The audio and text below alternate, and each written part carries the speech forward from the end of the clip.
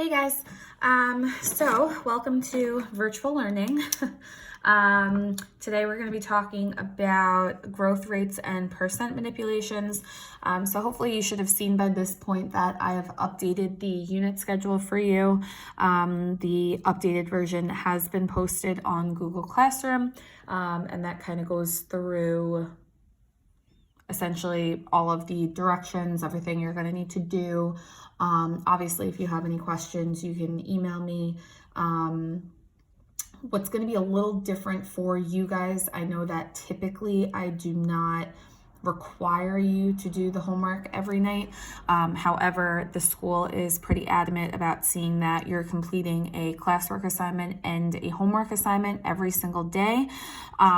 So not only will I assign you classwork questions from the lessons that we're going to be doing, it also will be required that you guys are completing the homework, taking pictures of your completed homework and posting those pictures onto Google Classroom in the homework tab or the homework assignment that will be up there.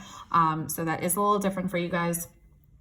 So just make sure that that is something that you're aware of, and make sure that it's something that you are taking into consideration with all the other work you may need to do. Like I said, I know typically you're not used to having to do homework for math, but while this whole online learning is kind of going on, it will be required that you do so. Okay, so growth rates and percent manipulation. So exponential functions behave very differently from linear functions. We've known that, we've seen that.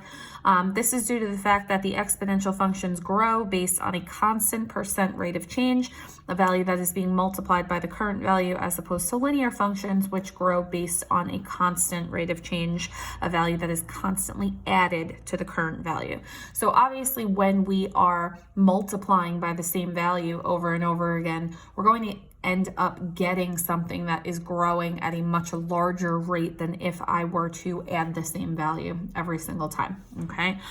So first one here says a population of wombats is growing at a constant percent rate.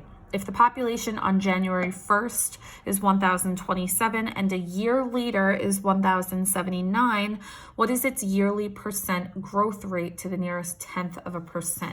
So essentially, the idea behind these questions and what we're going to be looking at today is we know the formulas that we have been using. A equals P times 1 plus R raised to the T, A part if something is growing continuously. Now, the difference is we don't know what R is. So we don't know at what percent we're either growing or decaying at. So the idea is that we want to now find, well, what is that rate that this thing is growing at, or what is that rate that this thing is decaying at? So we know that our growth formula, A equals P times 1 plus R to the T, okay? So they're telling us, well, on January 1st, the population was 1,027, and then a year later, the population was 1,079. So they're giving us two values here. They're giving us the value that we're starting with, and they're giving us the value that we're ending with, okay? We know that the value that we end with, the 1,079 is this case, is going to be our A. The value that we started with, the 1,027, is going to be our P. We have our 1 plus R, and then they're telling us a year later. So only 1 year has gone on, so our T is 1, okay? In order now to solve for R, I want to divide by 1,027 on both sides. Okay, you guys are aware, keep a decent amount of decimal places. What you'll see here, if I do this for you, if we do 1,079 divided by 1,027, we could probably round this to about the nearest thousandth. It's pretty much what we've been rounding to the entire time that we've been doing questions like this. So if we do that, I'm going to move kind of up over here. So what we're going to get is 1.051 is equal to 1 plus r. And now this kind of looks like what we saw the other day, where when we're looking for what our growth rate is, I can just kind of set that value that would be inside parentheses equal to my 1 plus r and kind of solve for r. So if I subtract 1 on both sides here, we're going to get 0.051 is equal to r. And then they want to know what is the yearly percent growth rate to the nearest 1/10 of a percent. And if I want to convert a decimal back to a percent, I can just move my decimal place 2 places to the right. And that means that the growth rate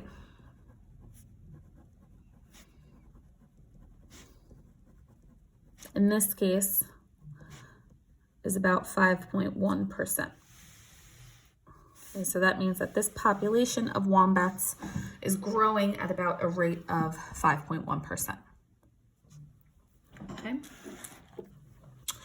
So second part of this, they're saying, all right, well, what if the population was 1,079 after 5 years, not just after 1 year? What would be the yearly percent growth rate to the nearest 1/10 of a percent now? Okay, so now the only difference is they're changing our t. Okay, our t is no longer 1 year, our t is now 5 years. So we're going to set this up the same way. So I'm saying, all right, I'm still ending up with 1,079 wombats. Okay, I still started with 1,027 of them. I still don't know what the rate is that we're growing at, but now I know that it took 5 years to have that many wombats instead of 1 year to have that many wombats. Okay. Still going to divide by 1,027 on both sides. So again, we know this comes out to be about 1.051 is equal to 1 plus r raised to the 5th power. Okay. At this point, some of you may be thinking to yourselves, oh, I have an exponent, I need to natural log both sides. You don't. The only time you need to natural log both sides is when your variable is in the exponent spot. This isn't a variable. 5 is a constant, okay? If something's being raised to the 5th power, there actually is an inverse operation that I could perform to get rid of this, okay? So the only time that you are going to take the natural log of both sides is when you have a variable in your exponent, okay? What is the inverse of raising something to the 5th power? Taking the 5th root of something. So if I take the 5th root of both sides,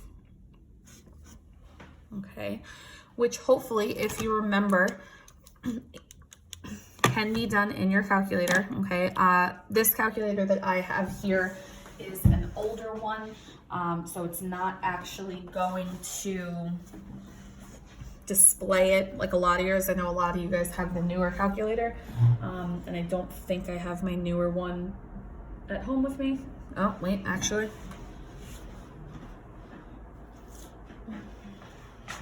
Just kidding, I do. I'll do it on both because I know some of you don't have the newer calculator and some of you do. So if you have the older version of the calculator, remember that you are going to first want to press the 5 because we're taking the 5th root. So you have a 5 in front, then you're going to press the math button, and then you're going to scroll down to option 5. You can kind of see there's a little X in front of the square root sign. And on the older calculator, it's not going to shoot that 5 up into the little root symbol. It's going to keep it out in front. But if we do 1.051, close your parentheses or leave them open, doesn't matter. Yes, it does matter, just kidding. Do that again. 1.051. Okay, do not close your parentheses. Okay, and then we get some big long decimal. What you'll notice if we do this on the newer calculator, same thing, you're going to press 5, math button, scroll down to option 5, but now on the newer calculator, what you'll notice is that it actually shoots that 5 up into the root for you. Type in 1.051, and you're going to get the same decimal as you did on the older calculator. So depending upon which version of the calculator, like I said, you'll notice the difference between the two. Older calculator just doesn't shoot it up into the root, whereas the newer calculator does, but you'll get the same value no matter what calculator you have. okay? Okay, so what this actually gives us, again, we're gonna move over here. What this actually is going to give us now is 1.010, and again, I'm rounding, is equal to 1 plus r. Again, now I can subtract 1 on both sides. So I get 0.010 is equal to r. And again, if I now take this and convert this to a percent, I'm going to get that the growth rate here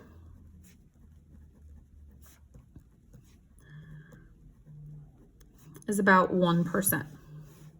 Okay, which if you think about it, makes sense. Okay, if I have 1,079 wombats after 1 year versus 1,079 wombats after 5 years, it makes sense that my growth rate would be larger here versus here. Okay, so it makes sense that this is a much larger growth rate as opposed to this, which is a smaller growth rate.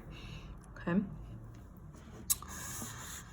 If we look at number two is kind of going to require you to kind of tap back into some knowledge about manipulating exponents that you saw. You should have seen it in Algebra 1 for sure. If not, maybe try to watch a quick video on it to refresh yourself.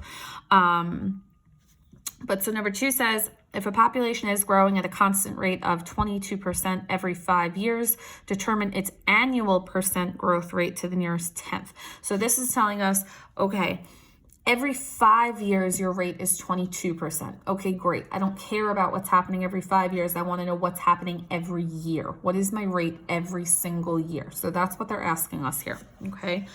So again, we have our P times our 1 plus R raised to the T, okay? But now we're going to divide by N, okay? And this looks a little bit like a manipulation of a formula that we have talked about a little bit, okay? And if you kind of remember, dividing by N, what this does is this tells you, okay, this is happening after a certain number of years, not just after 1 year, okay? So we're going to say if the growth slash decay, and I know you won't be able to see this until I move my hands, is happening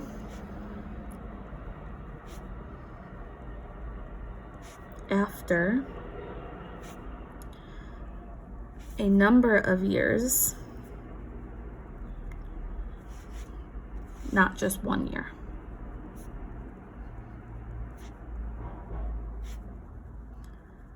Okay, so we're going to divide by N if the growth rate they give us is happening after a certain number of years, 2 years, 3 years, in this particular case, 5 years, and not just 1 year, okay? So another thing that you'll notice is a little different here. We don't know what we're starting with, and we don't know what we're ending up with. All we know is that we're growing at a rate of 22% every 5 years. So what I've done is I've plugged in the 22% for every 5 years, okay? And this is actually all we need. It doesn't matter what we're starting with or what we're ending with to find what my growth rate is every year, okay? And this is kind of where your exponent manipulation is going to come in. All we're concerned with at this point is this part of the equation here, okay?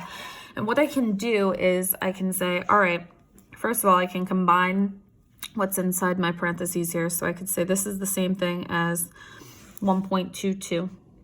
And then instead of saying T divided by 5, I can say that that is the same thing as 1 over 5T. Okay, so all I'm doing is instead of saying T over 5, I'm saying 1 over 5T. It's the same thing. These two exponents mean the same exact thing.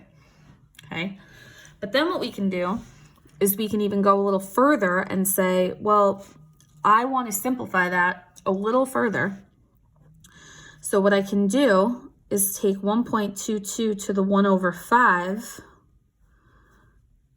and raise that to the T, which I'm allowed to do with my exponents. This is all legal in exponent land, Okay, so what I'm doing is I'm manipulating my equation so that I end up with a growth rate inside that set of parentheses.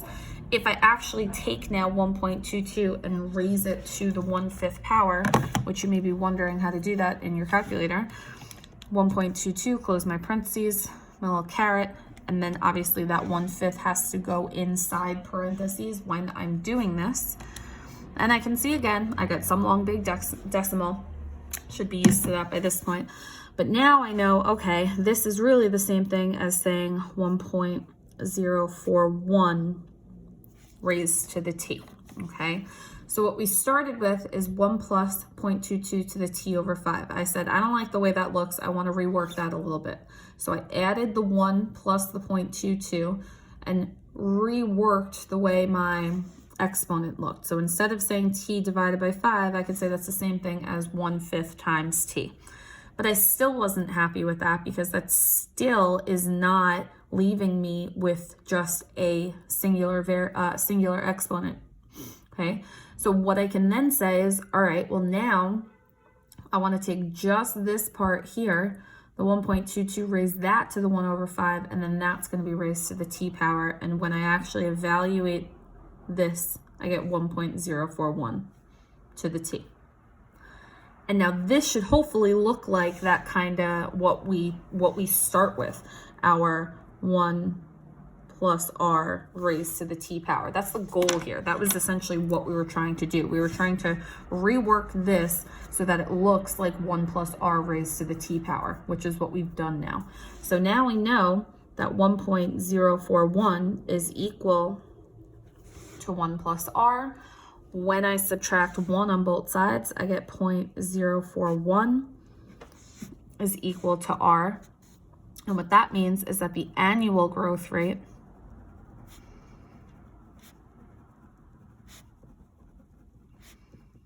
is 4.1%.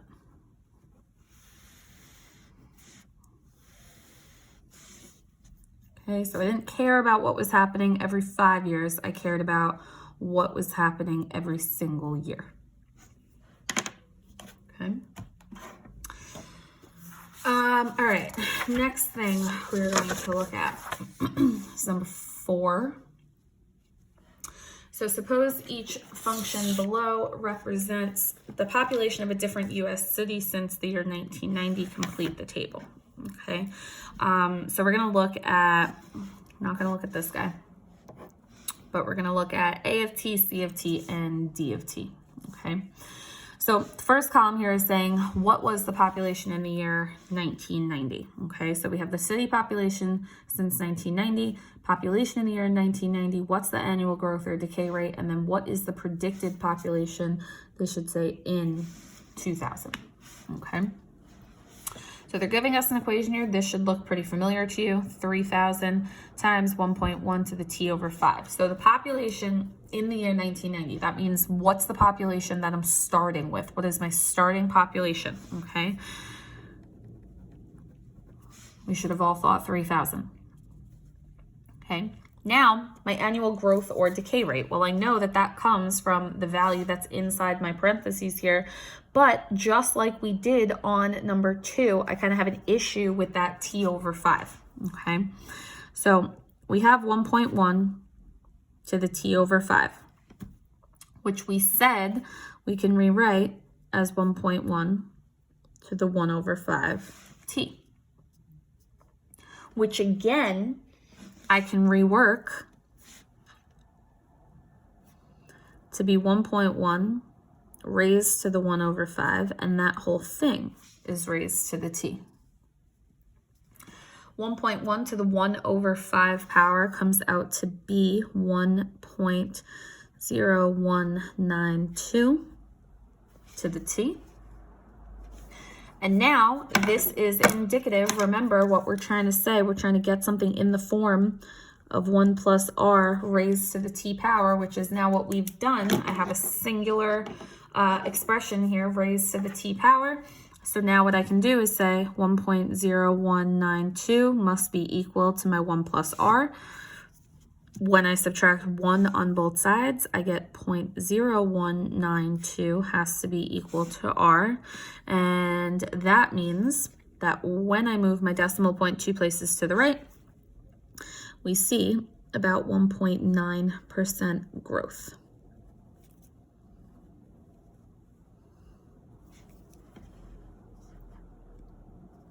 Okay. And now they're saying the predicted population in 2000. Well, okay, if we started in 1900, now it's 2000. How many years have passed between 1900 and 2000? 100. Good. Okay. So now in this whole column, T is going to be 100. It's been 100 years since we started. Okay. So essentially what they're saying is now, all right, I want to know A of 100 because my T is, it's A of T. So I want to know what is A of 100. It's been 100 years. So that means I'm going to have 3,000 times 1.1 to the 100 divided by 5, which is the same thing as 3,000 times 1.1 to the 20. When you plug that into your calculator, you should get 20,182.499. But since we are talking about population, I have to have a final answer that is expressed as a whole number. So this really means 20,183.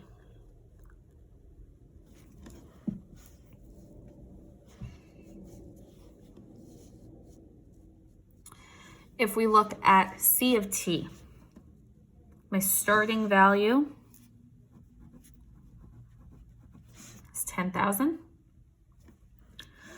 My rate, well, I know that 1 minus 0.01 to the T is really the same thing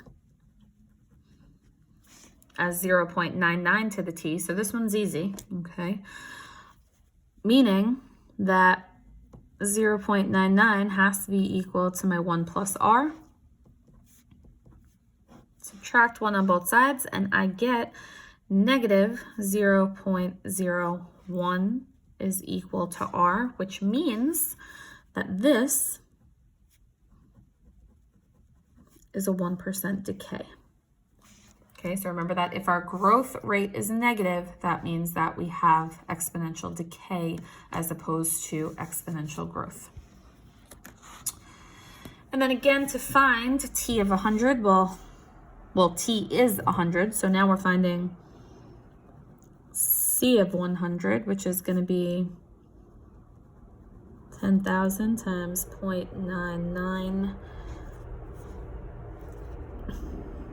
to the 100.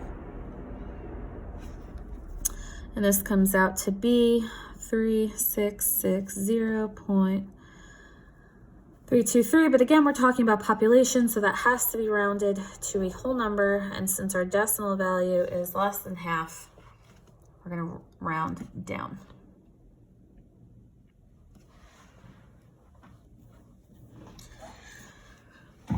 Okay, so I want you guys, you are going to try D of T on your own for classwork.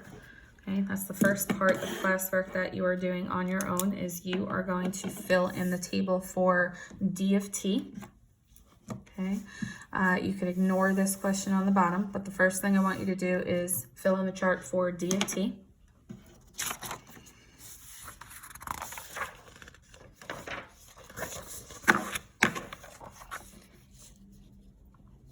Okay, then we're going to look at number 5 together.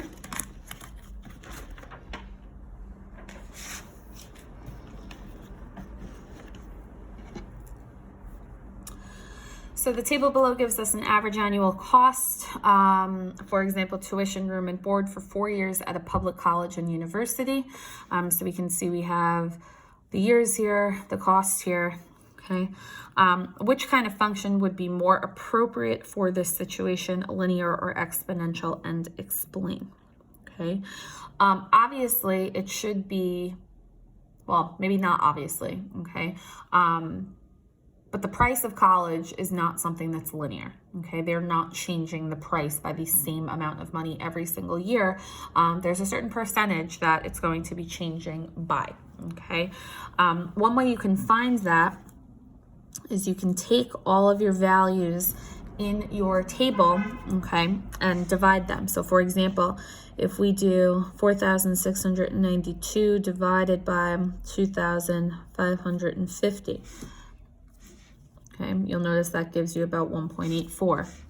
If we do 8,633 divided by 4,692, it also gives us 1.84.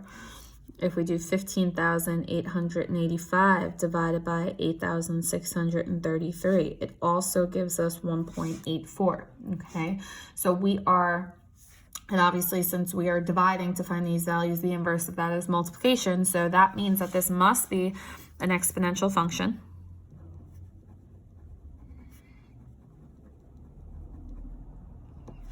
Okay. And that's because it has a common growth factor.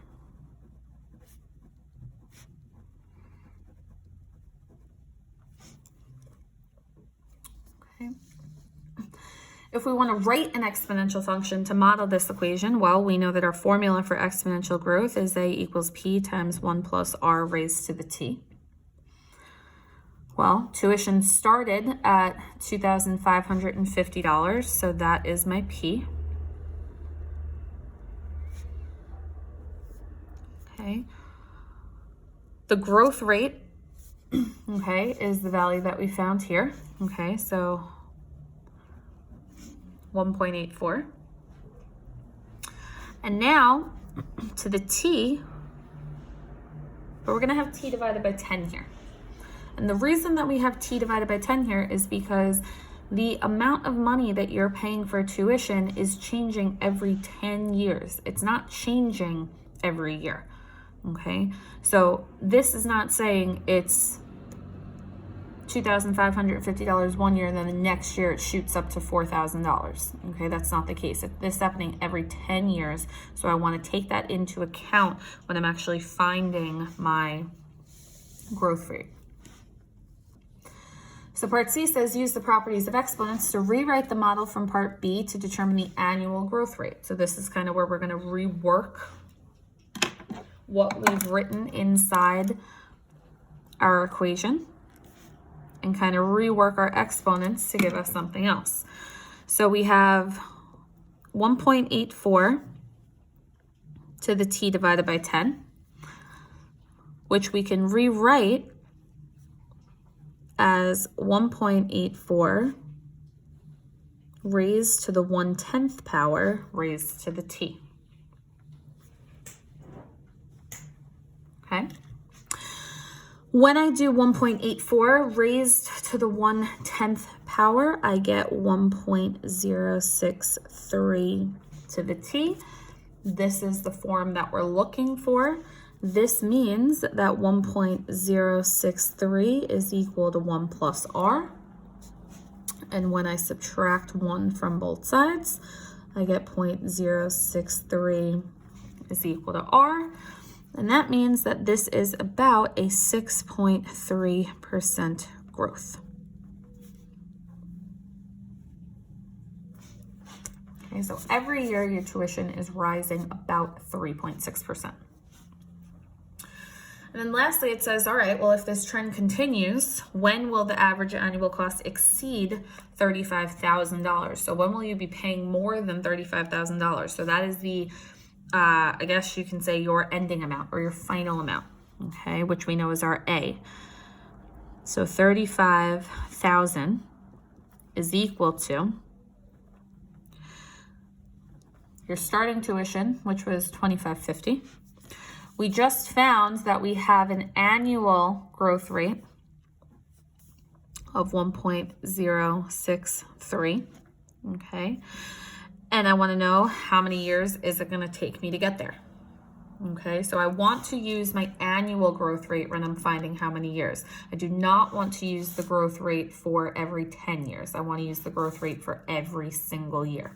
Okay, first thing we're going to do here, divide by 2,550 on both sides. Okay. You can leave this as a simplified fraction, but I have a feeling the majority of you are going to leave it as a decimal. Just remember, leave as many decimal places as possible. So 13.72549 is equal to 1.063 raised to the t. What should you be thinking to yourself right now? What are we solving for? Where is it located? Right, I have an exponent that's a variable.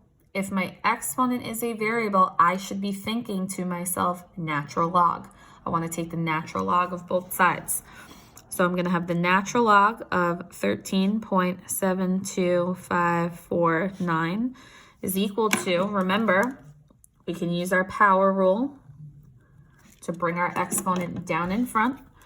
So we're going to have t times the natural log of 1.063. And now to solve for t, I'm going to divide by the natural log of 1.063 on both sides.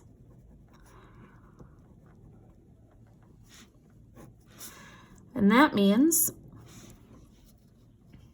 that if the tuition is growing at about 6.3% every year, it's going to take about 42.872 years for the tuition to exceed $35,000.